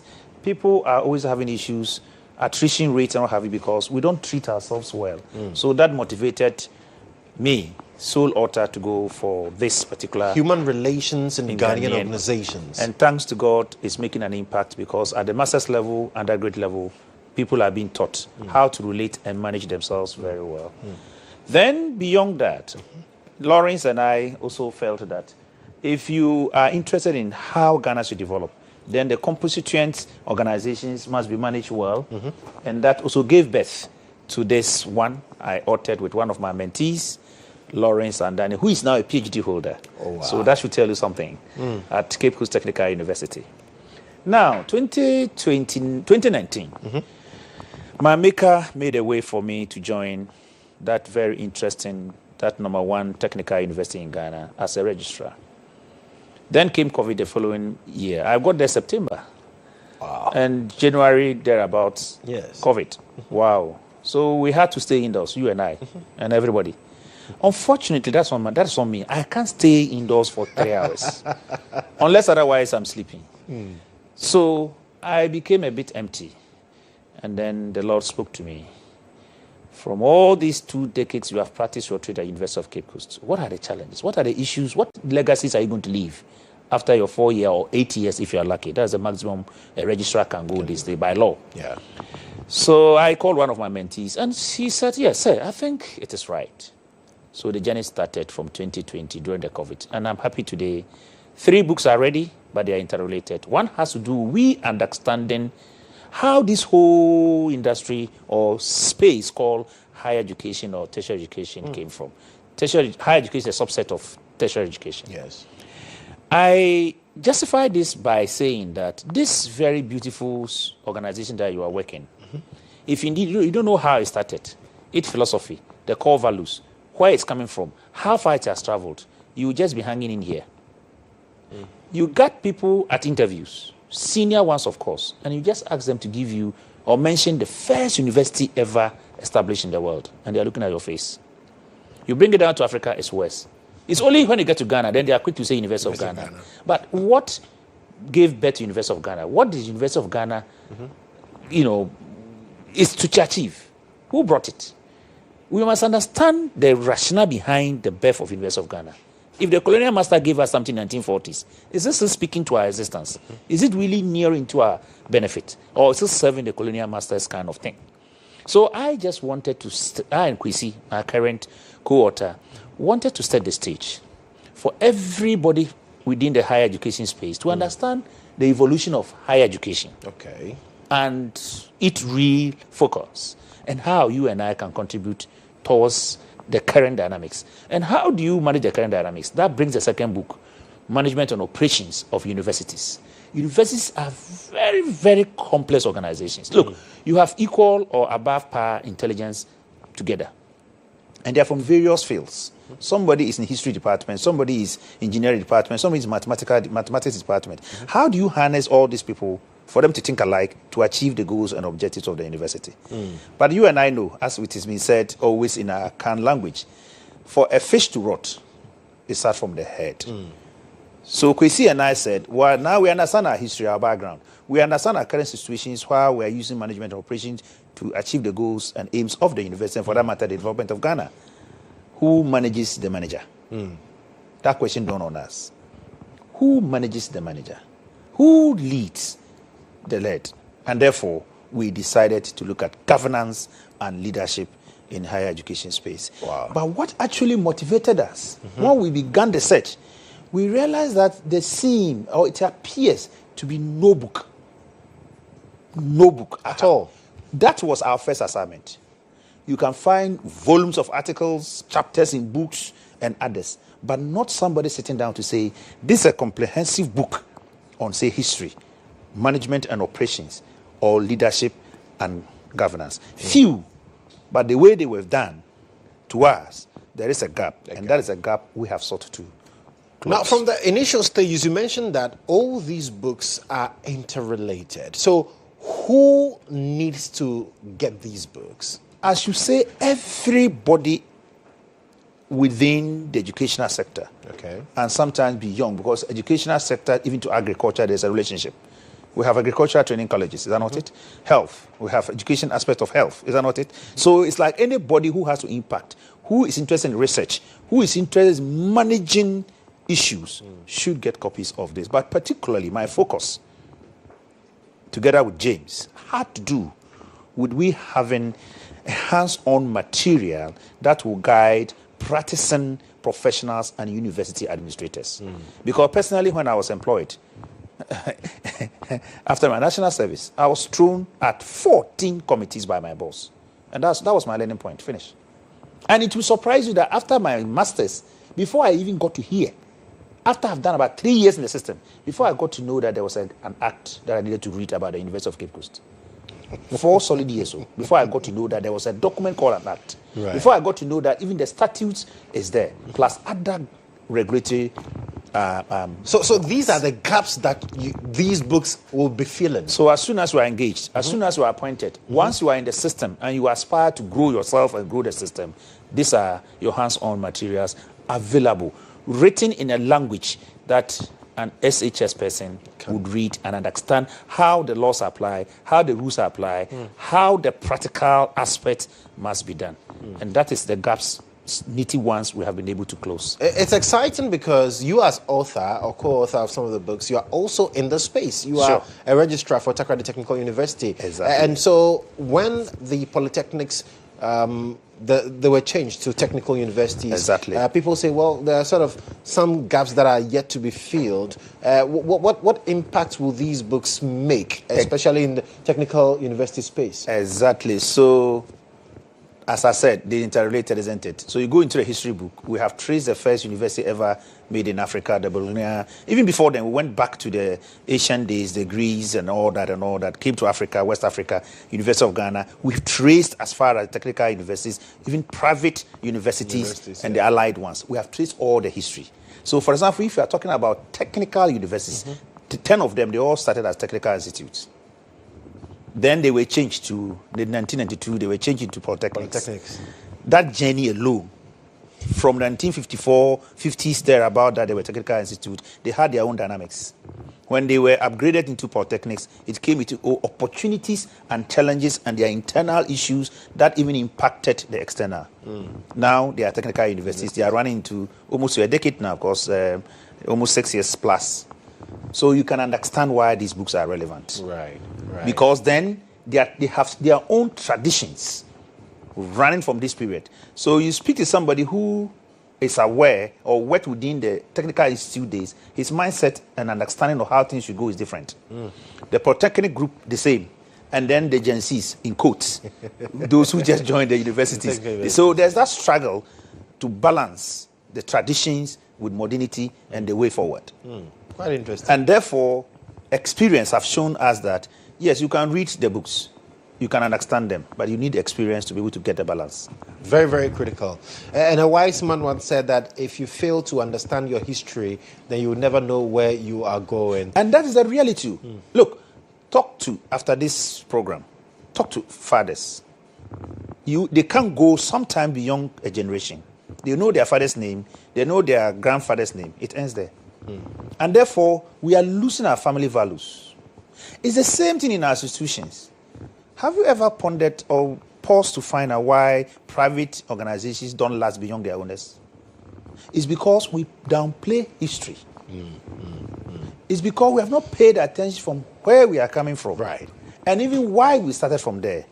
And where we want to end. Okay, so when are we launching this book? Because I'm sure people cannot wait. And then where, when, and then who is coming? Exactly. For this launch? We are launching this book on a fine Tuesday come next week. Okay. On the 10th of March at Takrady Technical University auditorium. We have invited a lot of people, the haves and the have-nots. The big ones and the small ones. Even the medium ones, we've invited them. Just as I hinted you off air, I was in Parliament yesterday to see if I could get our senior lawmakers to join us. In fact, they've all shown signs of interest, the MPs, a lot of them. People in business are coming. We've invited a few chiefs to be part. Even people in private education. Mrs. Teodosia Jackson, co-founder of Jackson Educational Complex, the premier training college online by distance, and a lot of people all from the country. And of course, my own family will be there. My vice chancellor and his management team can't wait to see Tuesday. They can't wait to see Tuesday. On the 10th of March, at Takrady Technical University, we are launching this triplets. That is the way, triplets. Triplets that will make the game changer. Absolutely. Doc, your final words as we draw the conversation, the curtain on this conversation. Yes, thank you so much, first of all, to the management of GHOne, and to say that if indeed you are interested in yourself, personal development, and the development of Ghana, we can only unlock it through higher education. And therefore, people must grab this book, not for the sake of it, but to read and make sure that it impacts on their professional and administrative lives. And then I can't wait to welcome all of you. Come on the 10th of March, Tuesday, Takrady Technical University Auditorium. Absolutely. Doc, thank you so much for coming. Thank you. And Tuesday is the day, Takrady Technical University, for the launch of these three very, very important books. And Dr. Moses McLean Abnori, he is the registrar for the Takrady Technical University and also author of The Triplets Will Be Seen Adored on the 10th of March. We'll be right back after this break. Stay with us.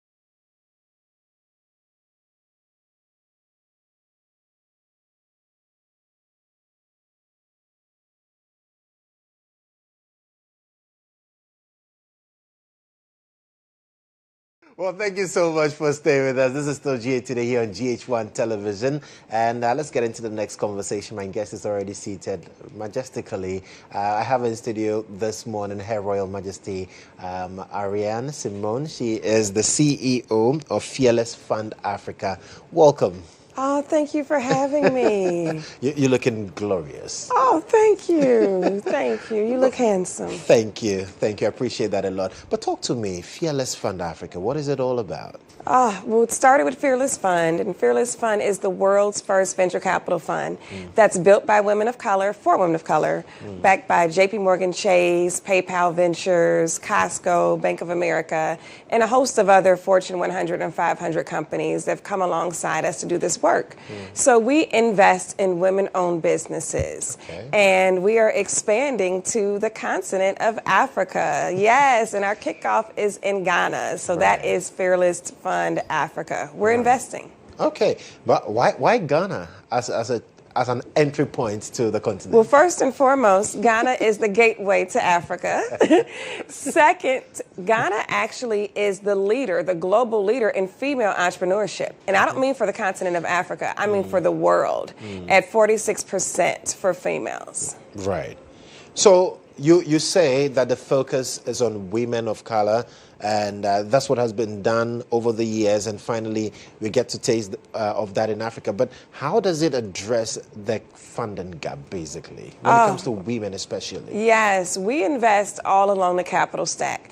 So we've actually started deploying capital on the African continent even way before this launch.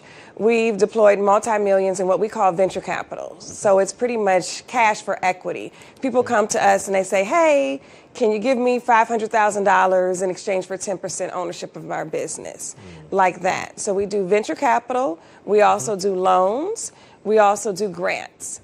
And it helps to close the funding gap because when we get this money in the hands of female entrepreneurs, they are then able to put it, one, in their families, in their communities, but two, it's big on job creation. It's big on wealth creation. We have produced so many multimillionaires with the work that we do. And let's talk about the microfinance fund part of what you do. How does that work?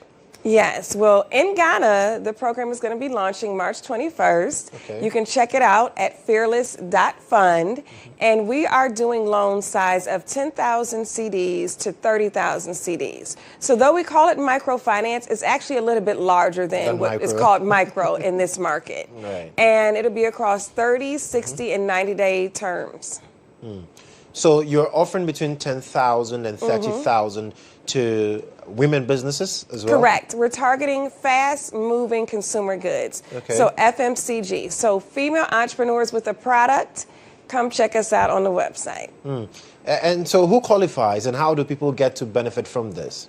Well, one, they need to apply online. Two, like I said, we're doing fast-moving consumer goods. So they need to have a product. So any female entrepreneur with a product would be eligible to apply. So I understand there's a pitch competition as well? Yes. So we're having this amazing event on March 21st at the Marriott Hotel right in airport. And there will be a pitch competition, and the winner will walk away with 100,000 CDs for their business. 100,000 Ghana cedis? Yes. And it's also limited to women? Yes, At this point, I feel some way. Well, the reason why we address these disparities, because women actually receive much less funding than men. So our job is to bridge that gap. Okay.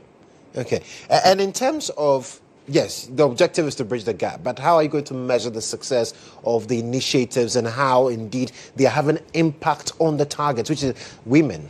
Yes, so we have a whole team that will be analyzing all of our social impact, from job creation to how much they're able to scale their businesses to how much they're able to put back into the community. So we have different metrics where we'll be able to see how catalytic is this capital to their business and to the economy. Right. And so for women out there who are into business and are longing to scale up, this is the opportunity for them. But you mentioned earlier that you're starting from Ghana to reach out to Africa itself. So is that going to be based on how it goes in Ghana? I'm pretty sure it's going to be a success, first and foremost. Okay. Second, we've already deployed prior to this program in Cote d'Ivoire, Botswana, Tanzania, Nigeria. So we're familiar with the market. Okay. And after this pilot is successful, yes, we are in talks with 3 other countries at the moment to where we will kick off and expand. So a lot of people are asking, okay, I'm sure when things like this come up, why are we focusing on the module in Africa? You should be easily, once you're doing it outside, you should just leave it there. Oh my gosh, why not? Africa is not the future, it is now. The opportunity to invest in the continent is yielding more returns than anywhere else. Why wouldn't people come here to do business? Right. Right. And so for people who are, usually when we hear of these things, there are some who are pessimistic. They do not know whether or not it's real. What do you say to them? Oh, this is very real. We have 2 venture capital funds that are in 8 figures. We have a $240 million debt facility, and we have deployed over $5 million in non-dilutive grants. This is very real. Very, very real. Yes. And you mentioned earlier that for women who want to be a part of this, that they need to go online and register. If you could just run us through that so that they can get that and maybe start now. Yeah, so please start now because even the pitch applications deadline is approaching. So you want to go to www.fearless.fund. Fearless.fund. Correct. That's the website that they can go to and start putting in their particulars. Applications. Yep. Absolutely. And for the Ghanaian women watching us this morning, Fearless Fund is here, and I want you to address them. Let them know exactly that you're here for them. Yes, we are here for the female entrepreneurs in this market. We understand there have been disparities as it pertains to getting access to capital in the hands of women, but rest assured we are here to serve you, to help you, to build, and to grow. Help you, serve you, to grow. That's what Fearless Fund is all about. So when are you launching again? March 21st. The 21st of March. Okay, but the pitch competition is also on the 21st. Yes. At Marriott. They need to apply now. Okay. So all you need to do is to go to fearless.fund and make sure that you apply, put in the application now, and get to benefit from that. Your parting words as we draw the conversation to a close. Oh, I'm just happy to be here and happy to serve. So that's Her Royal Majesty Ariane Simone, CEO of Fearless Fund Africa. Thank you so much for coming. And we're looking forward to the coming days and see how all of this pans out. Oh, thank you for having me. Ghanaian women, on behalf of them, I thank you. Yes. All right, so we're still in the Heritage Month, the month of course. Right, so this is what you should, the website looks like when you get there. Fearless.fund.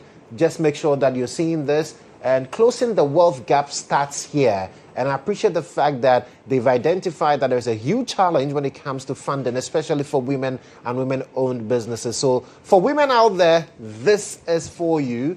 Fearless.fund. They've done it elsewhere. And we're piloting in Ghana. And we're starting on the 21st. The launch is happening. When these are the kind of things that they are into. Microfinance fund, as you can see clearly there. And the microfinance is giving between 10,000 and 30,000. Imagine what that can do to your business. You don't want to miss out on that opportunity. But make sure that you are going on the website, you're getting to understand exactly what they are into. And then you can see how you can position yourself as well. So long as you are female, we'll confirm the gender. If you go like me and say you're a female, that's not going to work. So once you're a woman, you're an entrepreneur, your business is running, you've got you meet the criteria there, you qualify, and they are here to help you scale up, help you to grow, and help you to also get to that level where you can be comfortable with your business and comfortable with your life. So it's fearless.fund. That's the website you cannot afford to forget. Fearless.fund. Just jump on now and make sure that you're also registering. Well, that's it. We'll be right back after this break. Kindly stay with us.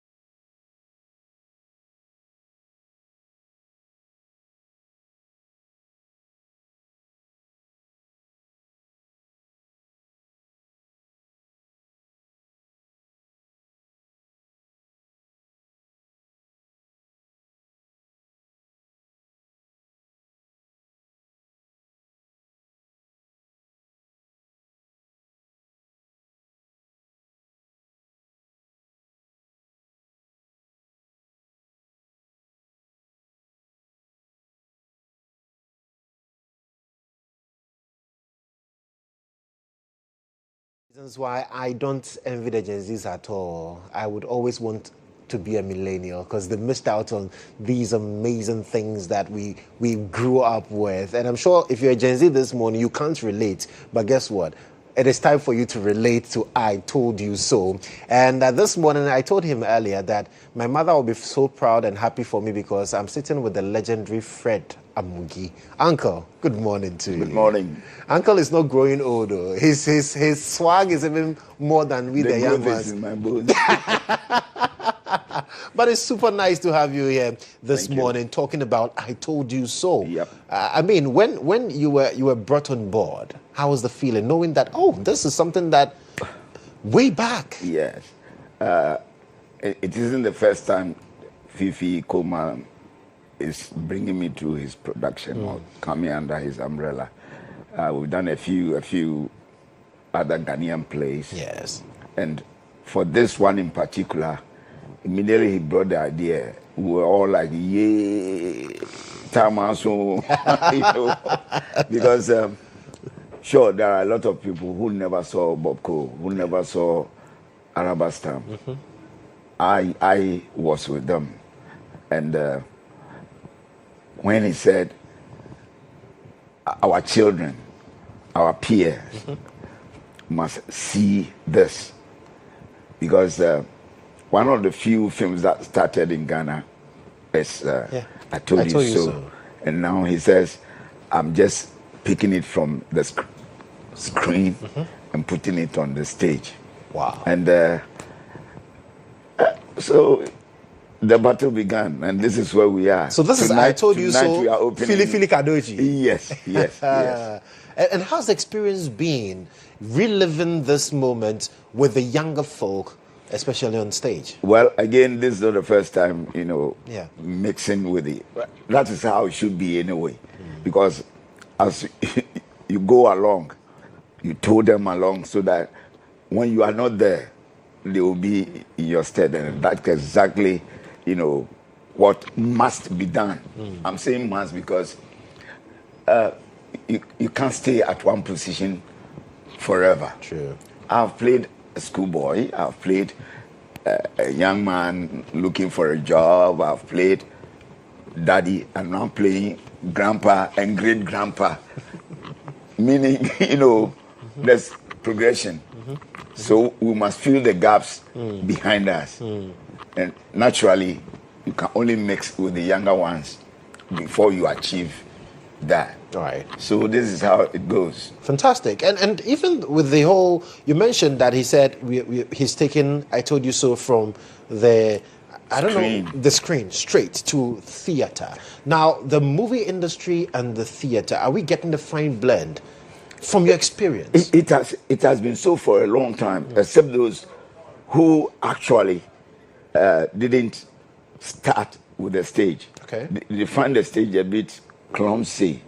But that is where, you know, the power is. That is where you learn a lot. That is where your intelligence is always at stake. Okay. Because you are facing a live audience. There's no second take. I tell you, you know. And when you learning your lines, you learn from the very first page towards the end. Unlike the screens, tomorrow we have, what is it, scene 3 and scene 58, you know. So just go grab the lines, come, pack, and it's gone. But this one, from page 1 onwards, and it must always follow that trend. And the worst part, or the most difficult part is, as you learn your own lines, you must be able to learn your opponent's lines, because either he or she is cueing you to come in, or you are doing. So you must be aware of where he would end for you to come in. Exactly. And I always tell myself, you know, people must learn synonyms. You know, words that, you know, mean the same. So that if you are not able to recollect a particular word, you can easily use its synonym and And you know, it the meaning will doesn't not be change lost. anything. Right. In your estimation, does stage make a better actor? As what? Stage make a better yes, actor. Yes, yes. Because every time, you know, you think ahead. You can't afford to mess up. Because if you mess yourself, you mess everybody. Wow. You mess everybody. Wow. Can you imagine if I cut off a whole, maybe 3 or 4 pages and jump ahead? Well, Naturally, those I'll be with at the Yeah, time. yeah. I will confuse You throw everybody off and gear. There will be chaos. You know, so you are always put on the alert when you are on stage. Right. So that when you take it to the screen becomes child's play. Yeah. We'll talk more about I Told You So, but I just want us to briefly touch on the industry, because it's not every day that you get to speak to someone who has experienced the industry from perhaps its inception till now. You've gone through the phases. You've done stage, you've done screen acting and all of that. I want to find out from you, because some people have said that as it stands now, we don't have a movie industry. Well, there is disunity amongst us. That is that from my perspective, absolutely. that we are not united. Everybody wants to be there. If it's not me, it can't be anybody. And this is what we are struggling with. And I ask myself, if, I mean, it is God who comes up with kings and queens and what have you. If you deserve a position, I mean, the people themselves you go around with will be able to say that, oh yes, you fit to be this or that for us. But if you try to impose, if it is not me, there can't be anybody, then you are rather splitting, you know, all of us. And that's what is happening currently? Exactly. There are too many people wanting to be the man at the helms of affairs of the Ghana Actors Guild. And this is where it has taken us. Right.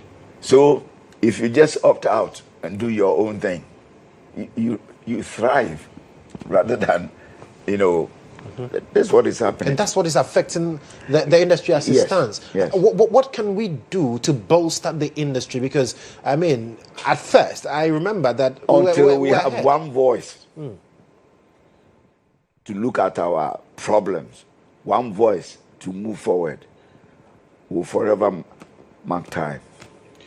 It's surprising, because I've heard a lot of critics also say that, oh, where's the money? We don't have money in the industry. And because money is not in the industry, that's why the industry doesn't seem to grow. When I started, where was money? There was no money. Passion drove some of us to be where we are now. And money came at a point. And those who had the money, it's like I'm saying, if it's not me, it can't be anybody else. Yeah. If our predecessors had used that tactics, how will other people have come to be part of the industry? So all I'm saying is, the money is there for us to take. It's only when we are serious as one people that, because right now, if government wants to give, say, let's say the Ghana Actors Guild some money, Directors Guild will come up with something to say, no, it can't go to them. It must come to us because we are the directors. We are the, you understand where I'm coming from? Yeah. And this is what is killing us. This is what is killing us. Does the industry pay? I would say yes, I would say no. Because it depends on what one does. Right now, even if Fred Amugi comes to say a line in your 1.5 hour film, there must be good money. Exactly. It's Fred You know, Amugi. if George Quay comes, there must be good money. If, sorry to say, if a Gen Z, an up and coming, happens to play the lead role, why would you want to compare him as at now with the older ones after all this experience? Yeah. Because if they haven't led the way, where would you have been? How would you have joined, the train? This is it. And, so, right. like I'm saying, money is there for us to take. But until we are united, until can say, hey, there's money, let's do the right thing and have the money come to us, we'll be okay.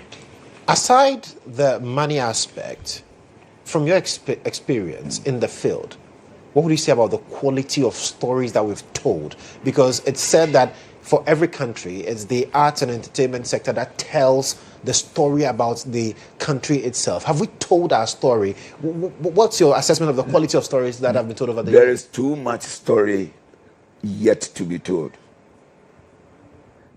Africa in particular, in general, Ghana in particular, I would say we haven't even started telling our stories yet. Look at the many languages we have, and every language almost comes up with, a line of living. Right.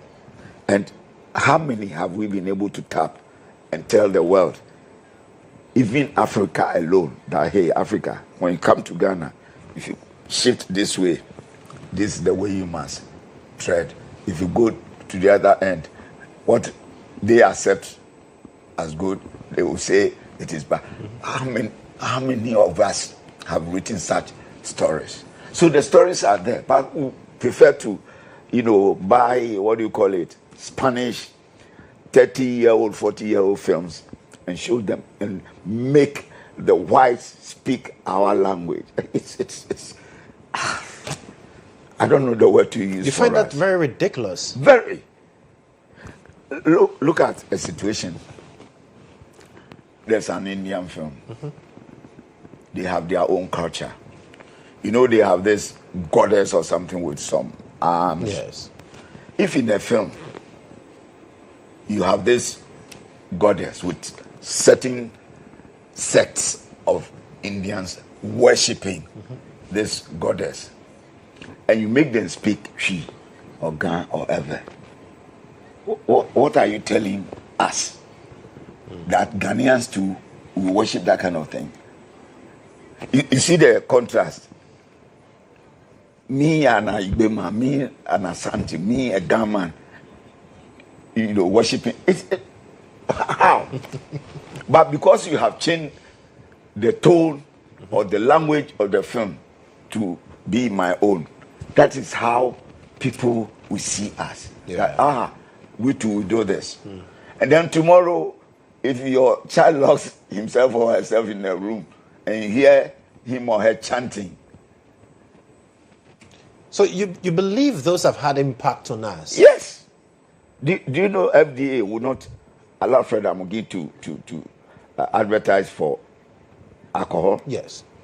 So if you would not do that, why would you allow, some people's own way of worship, destroy our fabric? But our market is saturated with such, as it stands now. This is it. Do we have to ban Because that?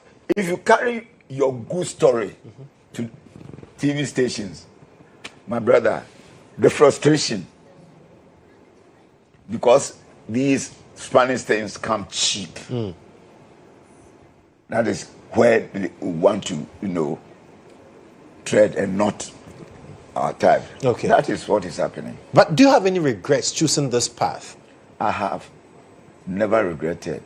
And if I should come to live again, if I'll be reborn after I'm dead, I'll still choose acting. You still choose acting? Yes. Fantastic. It's happiness. It's joy. It's it makes you fraternize with all sorts of people. It teaches you a lot of lessons.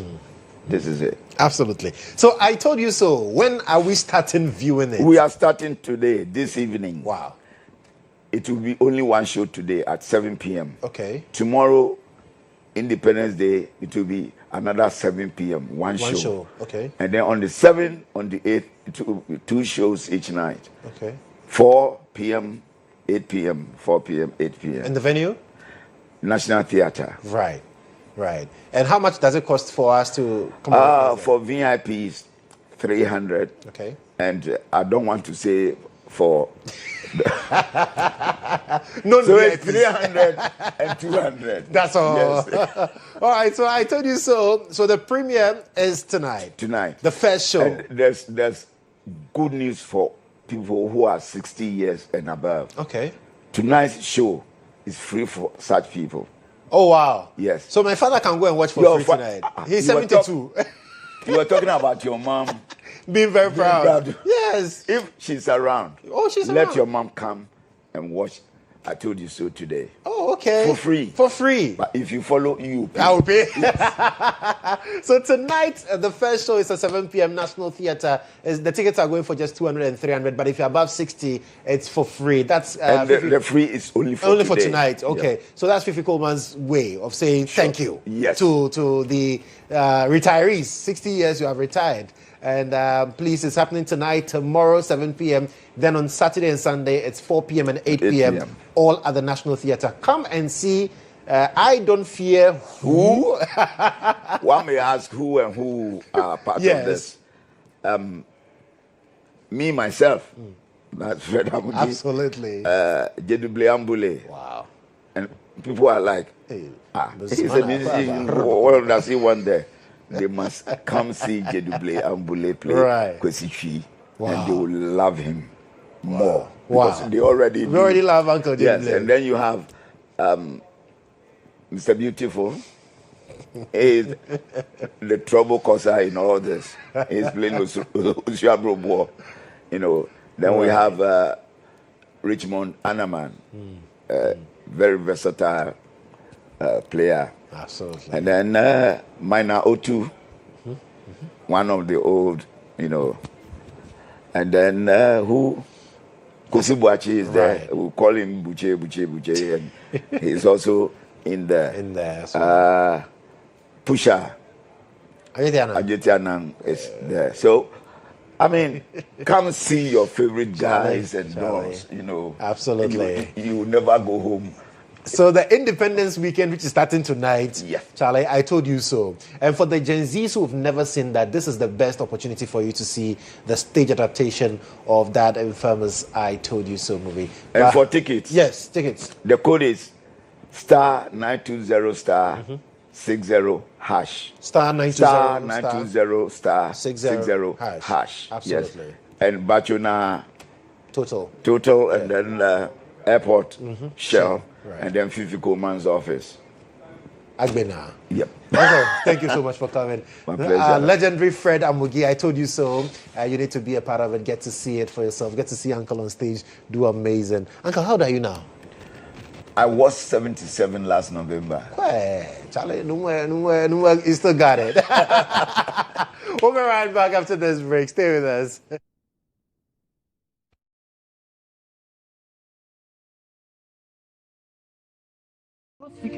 What you want?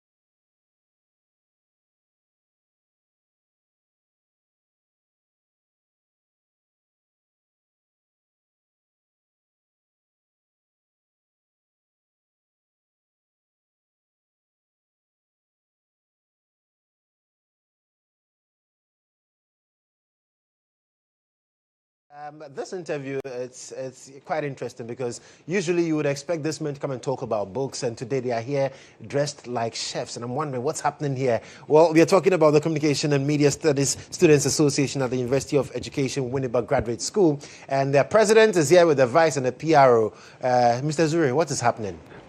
Men are going to cook. What is happening? Men are going to cook. And where is the kitchen? The kitchen is in Winneba. Talk to me. What's all this about the men's cook-off? Yes, we want to reconstruct that gender narrative that the kitchen is a place for only women. Right. It means that men too can cook.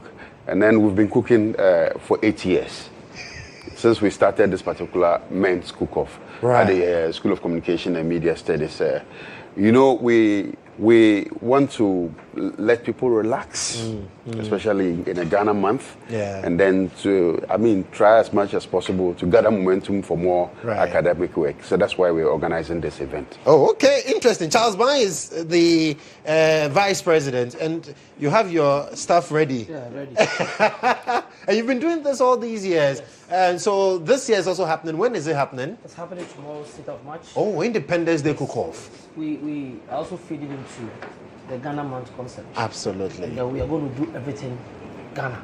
Right. Yes, so it's purely local dishes. Okay. Different. You go cook some? Yes, I'm preparing the teaser. That's why I came with mine. Hey. And then Dawadawa Jollof.